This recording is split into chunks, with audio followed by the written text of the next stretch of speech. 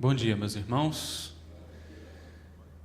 Essa mensagem que eu tenho para trazer aos irmãos está lá baseada no livro de Reis, primeiro livro de Reis, capítulo 8. E essa é uma mensagem especial porque eu preparei essa mensagem já há algum tempo, na verdade, para pregar há duas vezes que eu preguei atrás, né? No dia que eu preguei sobre o Salmo 1, eu era para ter pregado essa mensagem. E aí, em cima da hora, no sábado, eu troquei porque ainda queria amadurecer um pouquinho mais sobre essa palavra. E depois, quando falei sobre Romanos 8 também, preferi guardar essa. E eu acho que hoje é um bom dia para a gente falar sobre isso. Tenho pensado nessa ilustração desse texto aqui já há algum tempo, desde quando a gente vem pensando um pouco a Betânia, junto com o pastor Josué. E uma figura veio à minha mente quando a gente estava conversando e imaginei que a igreja Betânia, a história da igreja Betânia, se parece em alguns pontos, né, em algumas ilustrações, né, com a história do povo de Israel. Né, a Betânia, a gente costuma dizer aqui, né, internamente, e até os de fora também dizem, né, a época do tabernáculo, né, quando a igreja se reunia no tabernáculo, ali do lado, aquela tenda. Assim também foi com o povo de Israel. Né? Durante muito tempo, o povo de Israel se reuniu num tabernáculo, numa tenda. E depois desse tempo veio o tempo da terra prometida e o povo de Israel construiu um templo, Salomão construiu o templo, assim como a Betânia também conseguiu construir o templo, ainda está terminando aí, vocês estão vendo a obra, mas a Betânia já tem o templo. Né? E eu fiquei pensando nessa analogia, né? O que o povo de Israel aprendeu durante o período do tabernáculo, o que a igreja Betânia construiu e aprendeu durante o período do tabernáculo, o que ao entrar no templo o povo de Israel deixou, o que ao entrar no templo a igreja Betânia deixou, ou abraçou, ou conquistou outras coisas. E eu fiquei pensando sobre isso, e esse texto aqui de 1 Reis é a finalização da construção do templo, é quando Salomão finalmente termina, mobília lá o templo todo, aquele luxo, e ele então faz uma oração, e essa oração é a oração de dedicação do templo. Salomão então faz essa oração, e eu queria ler uma parte dessa oração com vocês. Salomão, 1 Reis, livro de Salomão é bom, né? Eu acho que se eu falasse aqui livro de Salomão, muita gente ia ficar lá procurando, né? Livro de Salomão. 1 Reis, capítulo 8, a partir do verso 27. Já estamos aqui, a oração, na verdade, começa lá no versículo 22, nós vamos começar aqui no 27. E também vamos terminar de ler antes do fim da oração. Vou pegar aqui então o meio dessa oração que Salomão faz. Diz assim: mas de fato habitaria Deus na terra? Eis que os céus e até os céus dos céus não te podem conter, quanto menos essa casa que eu edifiquei. Atenta, pois, para a oração do teu servo e para a sua súplica ao Senhor, meu Deus, para ouvires o clamor e a oração que faz hoje o teu servo diante de ti, para que os teus olhos estejam abertos noite e dia sobre esta casa, sobre este lugar do qual disseste, o meu nome estará ali, para ouvires a oração que o teu servo fizer nesse lugar. Ouve, pois, a súplica do teu servo e do teu povo de Israel, quando orarem nesse lugar. Ouve no céu, lugar da tua habitação, ouve e perdoa. Se alguém pecar contra o seu próximo, e lhe foi exigido que jure, e ele vier a jurar diante do teu altar nesta casa, ouve tu nos céus e age. e julga os teus servos, condenando o perverso, fazendo recair o seu proceder sobre a sua cabeça, e justificando ao justo, para lhe retribuir segundo a sua justiça. Quando o teu povo de Israel, por ter pecado contra ti, for ferido diante do inimigo, e se converter a ti, e confessar o teu nome, e orar e suplicar a ti nesta casa, ouve tu nos céus, e perdoa o pecado do teu povo de Israel, e faz-o voltar à terra que deste a seus pais. Quando os céus se cerrarem e não houver chuva, por ter o povo pecado contra ti, e orar nesse lugar, e confessar o teu nome, e se converter dos seus pecados, havendo-o tu afligido, ouve tu nos céus, perdoa o pecado dos teus servos e do teu povo de Israel, ensinando-lhes o bom caminho em que andem, e dá chuva na sua terra, que deste em herança ao teu povo. Quando houver fome na terra, ou peste, quando houver crestamento, ou ferrugem, gafanhotos, ou larvas, quando o seu inimigo o cercar em qualquer das cidades, ou houver alguma praga, ou alguma doença, toda oração e súplica de qualquer homem, ou todo o povo de Israel fizer, conhecendo cada um a chágua do seu coração, e estendendo as mãos para o rumo dessa casa, ouve tu nos céus, lugar da tua habitação, perdoa, age e dá a cada um segundo todos os seus caminhos, já que lhes conheces o coração, porque tu, só tu, és conhecedor do coração de todos os filhos dos homens, para que te temam todos os dias que viverem na terra que deste a nossos pais. Também ao estrangeiro, que não for do teu povo de Israel, porém vier de terras remotas, por amor ao teu nome, porque ouvirão do teu grande nome, e da tua mão poderosa, e do teu braço estendido, e orar voltado para essa casa, ouve tu nos céus, lugar da tua habitação, e faze tudo o que o estrangeiro te pedir, a fim de que todos os povos da terra te conheçam o teu nome, para te temerem como o teu povo de Israel, e para saberem que essa casa que eu edifiquei é chamada pelo teu nome. Amém? Vamos orar?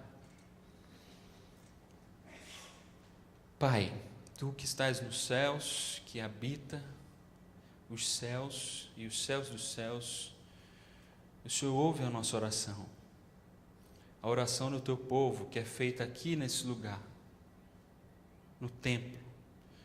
Nós queremos ter essa certeza através da iluminação do teu Santo Espírito, gerando em nós fé, para que as palavras que aqui forem ditas não sejam apenas palavras, mas que possa gerar vida no teu povo, no nome de Jesus Cristo. Amém, amém. Essa é a oração de Salomão, dedicando o templo. Para a gente entender um pouquinho o que Salomão estava querendo dizer, a gente pode apenas trazer à nossa memória aqui como é que o povo de Israel estava nesse momento. O povo estava preso, você conhece bem a história, como escravo lá no Egito, durante muito tempo, 400 anos. Então o Senhor se lembrou de Israel, diz o texto lá no comecinho de Êxodo. Então levantou Moisés, e Moisés então libertou o povo lá do Egito, e passou 40 anos no deserto. 40 anos ele passou no deserto. Então, até que ele entrou, através de Josué, o povo entrou na terra prometida. E como é que Deus se relacionava com esse povo, tanto no deserto como na terra prometida? Você conhece muito bem. No deserto, Deus estava no tabernáculo, uma grande tenda que o próprio Deus ditou a planta dessa tenda, o material, a mobília, tudo foi ditado por Deus a Moisés. E ali o povo construiu o tabernáculo no deserto. Quando o povo então chegou à terra prometida, passou-se ali o período dos juízes, depois começou reis com Saul, depois Davi, e Davi era um homem muito rico e olhou para o seu grande palácio e disse: olha, eu estou habitando aqui num palácio maravilhoso e o Senhor está numa tenda. Não, isso não pode ficar dessa maneira, vamos construir. Senhor, eu quero construir uma grande casa, um grande templo para o Senhor habitar.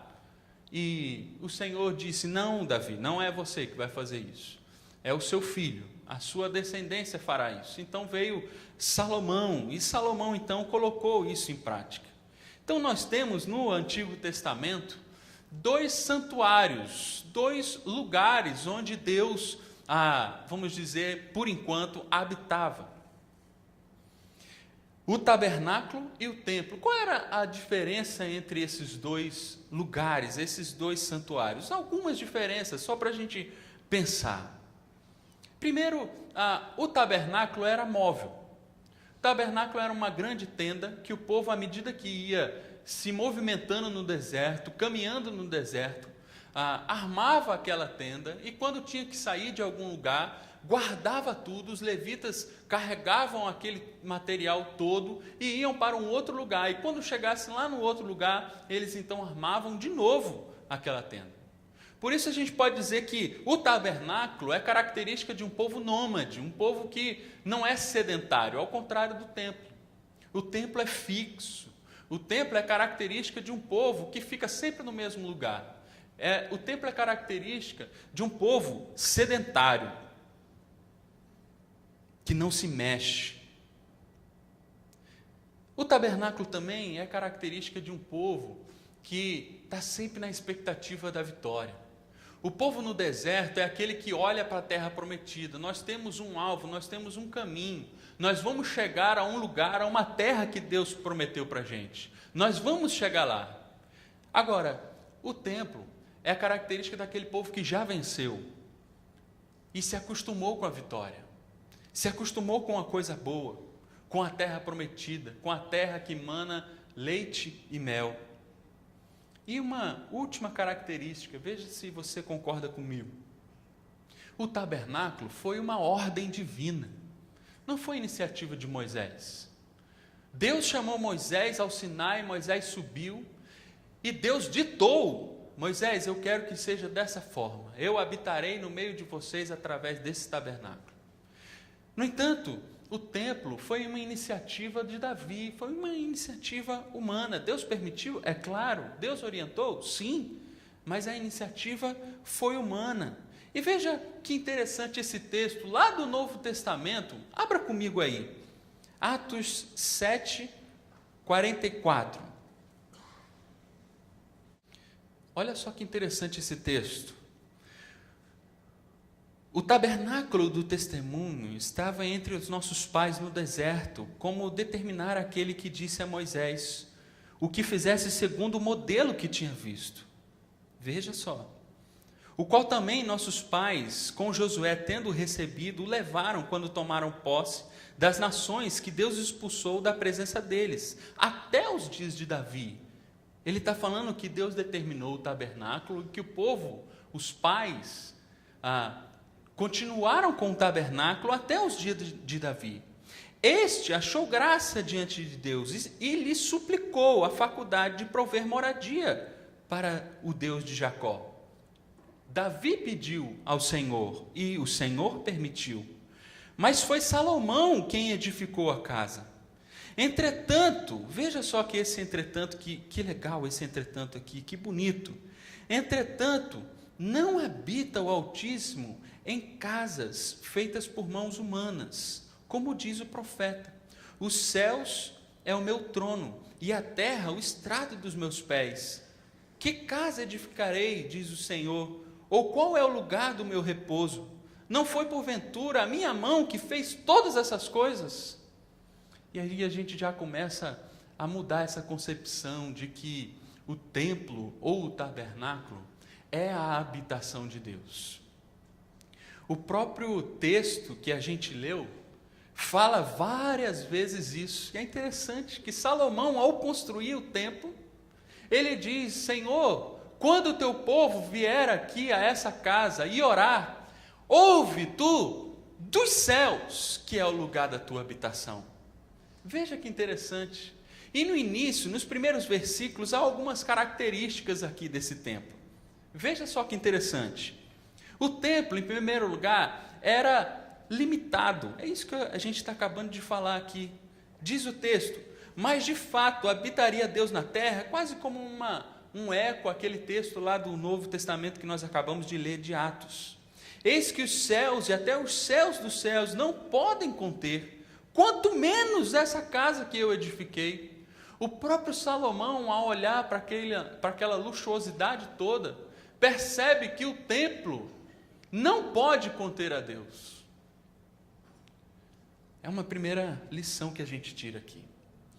Tudo que nós construímos, tudo que é produto de mãos humanas, não pode de maneira nenhuma conter Deus. Nada nesse mundo pode conter Deus, pode ser lugar da habitação de Deus. Nada que nós construímos, que eu e você podemos produzir, pode ser habitação de Deus. O templo não é a habitação de Deus. Esse templo que nós estamos vendo aqui não é a habitação de Deus. As denominações não são a habitação de Deus. As doutrinas, a teologia não pode conter Deus. Nada que é produto da mente humana pode conter ou explicar toda a magnitude de Deus. Não pode, de maneira nenhuma. É tudo limitado, porque tudo que existe foi Deus que criou. E se Ele criou, Ele é maior do que todas as coisas, Ele é antes de todas as coisas. Como Ele pode habitar em produto humano? Não pode. Em segundo lugar, no nosso texto diz assim: atenta, pois, para a oração do teu servo e para a tua súplica, ó Senhor, o meu Deus, para ouvires o clamor e a oração que faz hoje o teu servo diante de ti. Isso mostra para mim e para você que o templo, de maneira nenhuma, é uma necessidade de Deus. Deus não tem necessidade nenhuma de uma construção feita por homem, por mais luxuosa que ela seja. Salomão sabia muito bem disso. Veja as palavras que ele usa: é a súplica, é o clamor. Isso tudo é uma necessidade do homem. É o homem quem tem essa necessidade de uma representação de Deus, de um lugar onde ele possa se reunir, de um símbolo da presença do Senhor que mora nos céus, lugar da habitação de Deus. Terceiro lugar, o templo é uma representação de Deus. Não é o próprio Deus, nem é a habitação desse Deus, mas é a representação de um Deus. Diz o versículo 29 que o seu nome estará ali. Quando diz que o nome do Senhor está em algum lugar, quer dizer que ele está assinando embaixo. Ali tem a assinatura de Deus, é a permissão de Deus, mas é o símbolo. Juridicamente Deus está ali, é o documento de Deus, mas não o próprio Deus. É um símbolo de Deus. Isso é apenas para a gente entender um pouquinho do santuário do Antigo Testamento. E por último aqui, o templo é lugar de intimidade com esse Deus, que é representado no templo. Esse templo existe para que Deus ouça a oração que é feita ali naquele lugar. É um lugar de oração. Lá na frente, no Novo Testamento, Jesus vai confirmar isso aqui, dizendo que a minha casa será chamada casa de oração. É um lugar de intimidade com o Senhor. No entanto, essa intimidade, ao longo da revelação da Bíblia, essa intimidade vai crescendo tanto, esse relacionamento com Deus, de Deus com o homem, vai crescendo tanto, que nós chegamos a um novo tipo de santuário. Lá no Novo Testamento, veja só alguns textos no Novo Testamento, que vai dizer sobre esse santuário, o lugar onde Deus habita. Onde é que Deus habita? Acaso não sabeis que o vosso corpo, diz isso lá em 1 Coríntios 6,19, o vosso corpo é santuário do Espírito Santo. Já começando a entender um pouco melhor qual é o lugar onde Deus habita. Depois, em 2 Coríntios 6,16, porque nós somos santuários do Deus vivente. Como Ele próprio disse, habitarei e andarei entre eles, serei o seu Deus e eles serão o meu povo. Por último, um último texto para a gente entender aqui o santuário do Novo Testamento. Sois edificados sobre fundamento dos apóstolos e profetas, sendo Ele mesmo, Cristo Jesus, a pedra angular, no qual todo edifício bem ajustado cresce para santuário dedicado ao Senhor, no qual também vós juntamente estáis sendo edificados para a habitação de Deus no Espírito. Sabe o que esses 3 textos aqui mostram para mim e para você? É que no Novo Testamento, o templo agora é a igreja. E a igreja, eu não estou me referindo às paredes, ao endereço, mas a mim e a você, que somos a igreja. Deus habita agora no meio do seu povo, dentro de mim e dentro de você, através do seu Espírito Santo. Agora, aquilo que no Antigo Testamento era uma construção ou uma tenda, agora aquilo se tornou apenas um símbolo, uma metáfora do que agora é presente no Novo Testamento. Agora nós somos o templo do Senhor, nós somos o templo do Espírito Santo.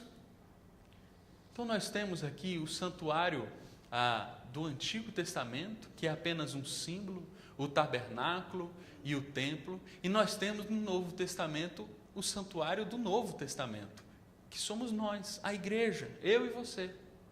Então fica uma pergunta para a gente: o que o templo do Antigo Testamento, aquele santuário lá do Antigo Testamento, tem a ensinar ao santuário do Novo Testamento, a igreja, eu e você?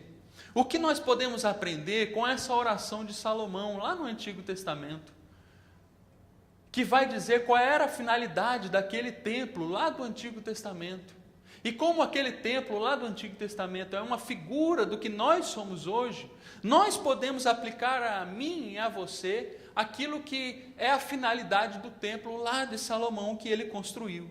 Então eu queria caminhar nesse sentido com vocês rapidamente aqui.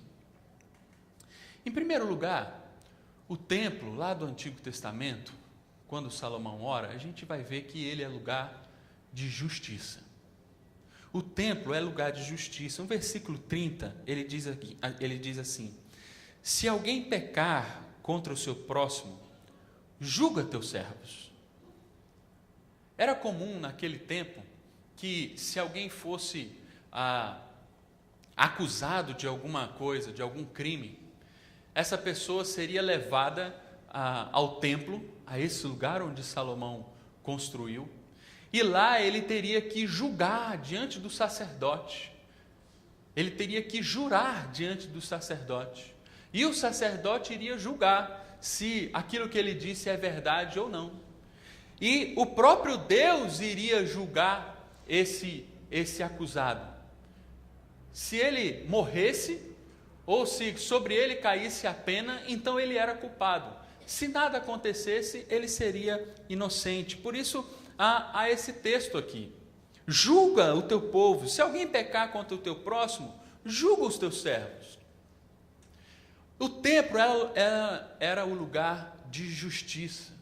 E é interessante, essa semana nós comemoramos aí a Reforma Protestante, dia 31 de outubro. O dia da Reforma Protestante. E há uma concepção da Reforma, especialmente na figura de Calvino, que ele diz assim, que a igreja é a consciência do Estado. É interessante que na época da Reforma, a igreja católica romana estava muito envolvida com o poder político, né? Tinha até mais poder que o poder político da época, muito misturado as duas coisas. Então, como é que os reformadores, especialmente Calvino, lidou com essa mistura entre política e religião? Ele disse: olha, não é como os romanos estão fazendo. mas também a igreja não é isenta de qualquer tipo de opinião política, não. Como é que a igreja se porta politicamente? Ora, a igreja ela deve ser a consciência do Estado.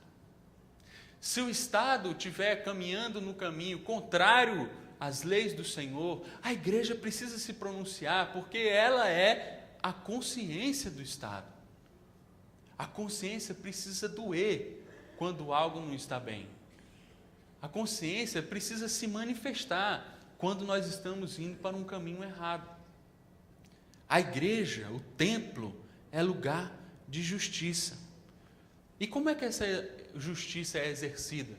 Ele diz duas coisas, duas ações, dois verbos aqui. Ele tem que condenar o perverso e justificar o justo. São duas ações que a igreja precisa fazer. Dois lados de uma mesma moeda. Ela precisa condenar e ela precisa inocentar. Como é que isso pode ser feito? Da maneira mais óbvia possível. Vocês vão pensar que eu estou até falando para crianças aqui. Nós temos que condenar o perverso e inocentar o justo. Não é óbvio uma coisa dessa? Não, não é. Não é óbvio. Sabe por quê? Porque o que nós vemos muitas vezes é igrejas, e aqui eu estou generalizando realmente, é claro que há exceções, que condenam o justo, condenam aquele que Deus já justificou, e muitas outras que inocentam o perverso. Não é isso que nós vemos quando a dita bancada evangélica é pega e é denunciada no meio de um monte de falcatrua por aí? Não está inocentando o perverso? Não está dizendo, isso que está acontecendo errado está certo? Isso que Deus condena, eu faço? Não é isso? Não, mas a igreja não pode ser dessa forma. Também não pode condenar o justo, aquele que Deus já justificou, aquele que Deus já perdoou. A igreja, muitas vezes, pelo seu legalismo, continua condenando, continua acusando, continua dizendo, você não pode, você não deve, porque você é um pecador, você não tem o direito disso, você não tem o direito daquilo. Ora, se Deus já inocentou, quem somos nós para condenar? A igreja precisa ter esse discernimento, assim como Salomão orou ali no templo. É preciso condenar aquilo que está errado realmente, mas é preciso inocentar aquele que é justo, que já foi justificado por Deus. É por isso que nós podemos dizer que a igreja deve ser um lugar de santidade, onde o que é errado é pregado e vivido como uma coisa errada, e como aquilo que é certo é pregado e é vivido realmente como uma coisa certa. Em segundo lugar, o templo também é lugar de perdão. Veja aí o que diz várias vezes aí nesse texto que a gente leu. Versículo 33, ele começa assim, quando for ferido diante do inimigo. Depois no 35, quando os céus se cerrarem e não houver chuva. Depois no 37, quando houver fome na terra ou peste, quando houver crestamento ou ferrugem, gafanhotos e larvas, quando o seu inimigo cercar, ou qualquer das suas cidades houver alguma praga ou doença. E ele vai narrando aqui, tanto, vamos dizer assim, acidentes naturais, quanto guerra, ou qualquer tipo de sofrimento. Ele vai narrando aqui os tipos de sofrimento que pode existir. E ele diz que esse sofrimento, quando esse sofrimento gerar no povo arrependimento de fato, o que Deus pode fazer?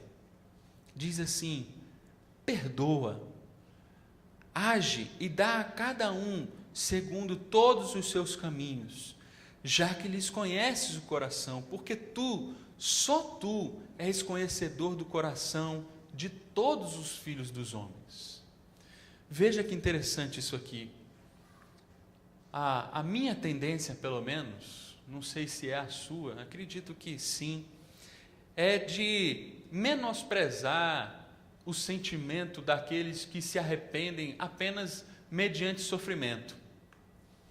agora, né, que você está passando por aquele problema todo, aí você procura a igreja, aí você ora, né? Eu tenho essa tendência, né, de olhar para alguém que está sofrendo e então busca o Senhor, mas eu sei que aquela pessoa só busca o Senhor quando ela está precisando, quando ela está passando por um momento difícil.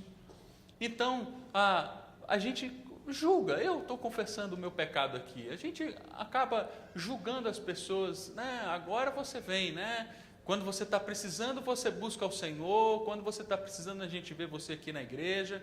E a gente acaba julgando. A gente julga porque a gente não está incluído nessa capacidade que só o Senhor tem, que é de conhecer o coração de todas as pessoas, de todos os filhos do homem. Nós não temos a capacidade de, no meio do sofrimento, identificar o que é verdade e o que não é verdade no coração de cada um. No entanto, o Senhor tem. E o Senhor é o único que pode perdoar, porque o perdão só vem mediante arrependimento. E como eu e você podemos analisar o arrependimento genuíno de alguém? Não há como.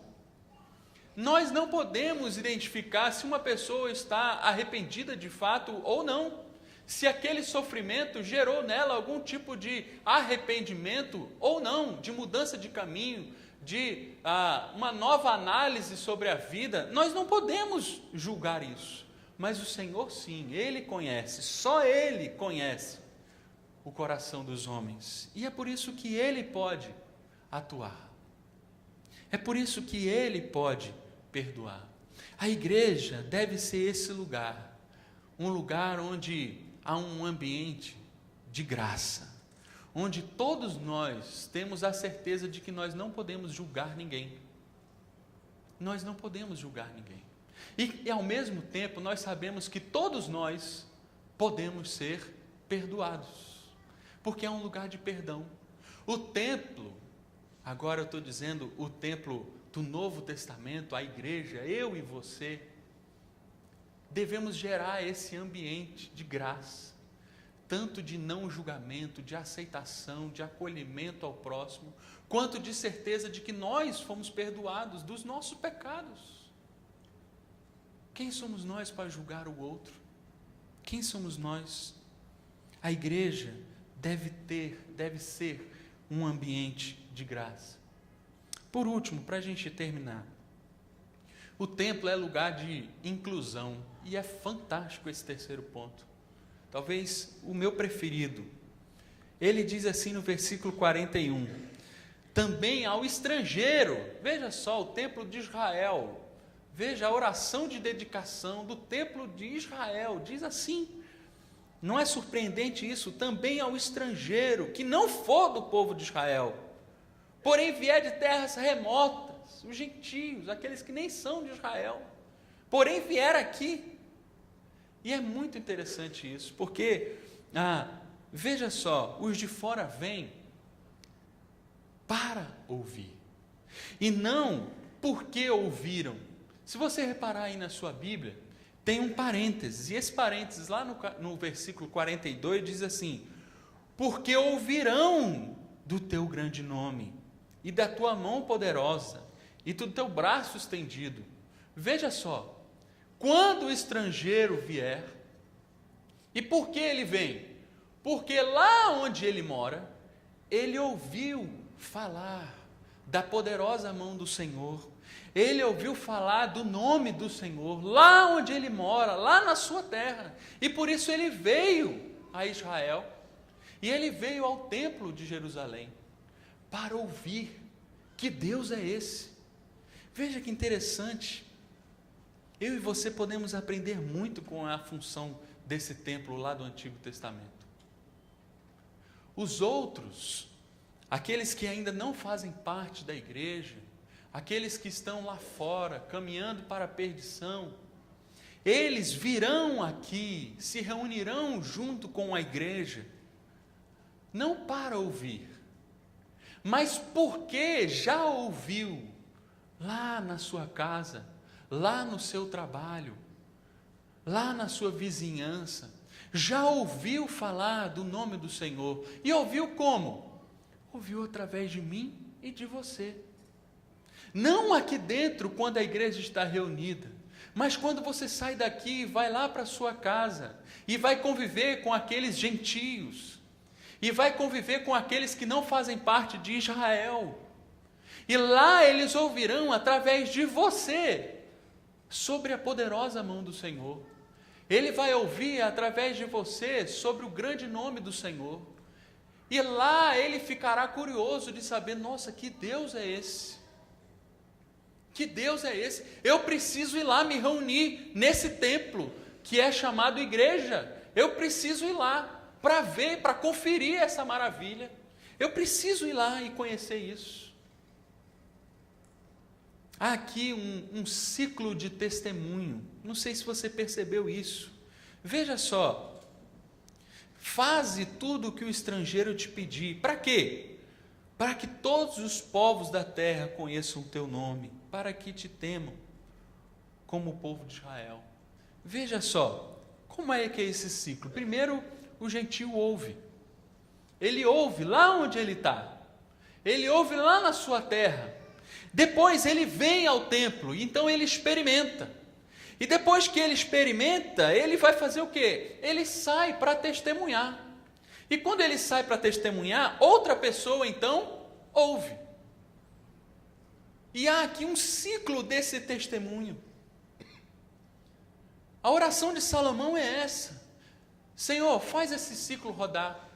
Quando o estrangeiro vier, ouve a oração dele, faz aquilo que ele te pede. Para quê? Para que ele então volte e toda a terra ouça falar do teu grande nome.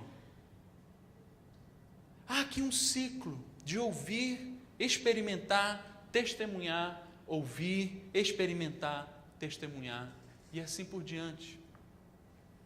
Nós estamos aqui agora, nesse momento, experimentando. Mas quando a gente sair daqui, a gente precisa continuar o ciclo, precisa testemunhar. Para que então aqueles para os quais a gente está testemunhando, ouçam. Então venham também experimentar, para que, de sua vez, saiam para testemunhar. É assim que funciona o ciclo dessa bênção do Senhor, que se chama templo, que se chama igreja. Se esse ciclo de alguma forma parar, não há mais função no templo, não há mais função na igreja. A igreja deixa de ser igreja. Não é isso que a grande comissão fala, né? Quando o Senhor está subindo aos céus, ele deixa a grande comissão. E ele fala, ide por todo mundo, pregar o evangelho. E no finalzinho, ele coloca uma condicional. Fala, e eis que estou convosco todos os dias. Ora, à medida que a gente vai, o Senhor está conosco. Mas aonde há na Bíblia a garantia de que se nós pararmos de cumprir a grande comissão, se a gente parar esse ciclo, esse e eis continuará? O que eu estou querendo dizer aqui? O Espírito não tem compromisso com uma igreja que não cumpre o ciclo de testemunho. A bênção do Senhor e a presença do Espírito e a função do templo no Antigo Testamento e a função da igreja no Novo é testemunhar, é gerar fruto. No momento em que não se dá mais fruto, corta e lança fora para ser pisado pelos homens. A função é essa, é de testemunhar. Uma igreja em si mesmada não é uma igreja. Pode ser um clube, um ajuntamento, uma reunião de amigos, uma boa música, uma boa oratória, uma boa autoajuda, mas não é uma igreja.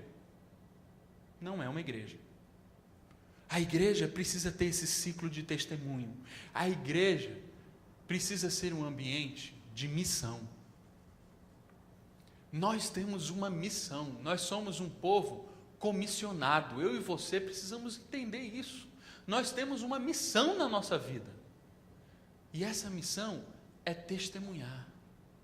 É dizer para o estrangeiro, olha, aqui há um grande Deus, e esse grande Deus te acolhe, porque Ele te perdoa, porque aqui é um ambiente de graça, é um ambiente de acolhimento.